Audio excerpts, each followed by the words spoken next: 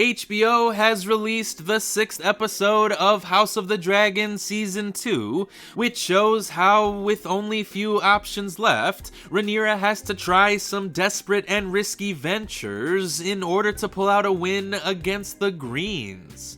So this review will contain spoilers for what happens in this episode, meaning that if you don't want to have anything spoiled for you, I suggest that you turn this video off now and go on to watch House of the Dragon instead.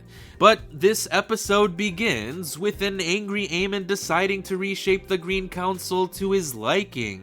He orders Criston Cole to march on Harrenhal, he dismisses his own mother from her seat on the Small Council, and he orders Larys to summon Otto Hightower back as Hand of the King. And with these very few orders being taken, we get to learn a lot about Aemon as a person. He's cold, he's very pragmatic, he's not easily manipulated, and he's getting very comfortable with his title as King Regent. But he may be getting a little too comfortable, since Aegon is slowly beginning to recover from his injuries. Injuries that Aemon is responsible for inflicting on him in the first place. So, despite not having very much of it at this point, Aegon's life is definitely in danger, meaning that it'll be interesting to see how Aegon's recovery will develop as Aemon becomes more and more powerful as King Regent. But despite having so much power, we also learn that Aemon doesn't really understand the lives of the Smallfolk.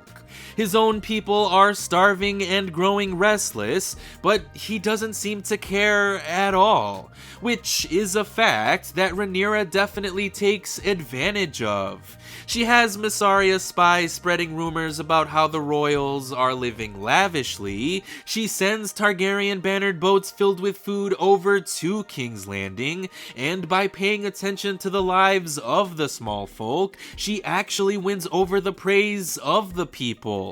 They could give a fuck about what happened to Jaehaerys anymore, because the people just want to eat and be alive themselves. So it'll be interesting to see how the common folk will feel about the war moving forward, since they damn near killed Alicent and Helaena during a riot in this episode. But catalyzing the Smallfolk wasn't Rhaenyra's only plan here, as she also tried to get a non-Targaryen soldier to fly on one of her dragons. Unfortunately, this plan didn't exactly work out as well for her, since Sea Smoke ended up burning one of her finest soldiers to a crisp. But Sea Smoke is actually eager to find a rider, so he actually goes out to pursue Adam of Hull on his own. So we're finally gonna get to see how these smaller characters, who have been getting teased all season, will tie into the overarching narrative. Adam is going to be riding Sea Smoke, his brother Alan is going to be the first mate on Corlys Velaryon's flagship, Hugh Hammer is probably going to join the Blacks since they provided his family with food, and Ulf the White is probably going to join the Blacks since he is becoming disgruntled with the Greens as well.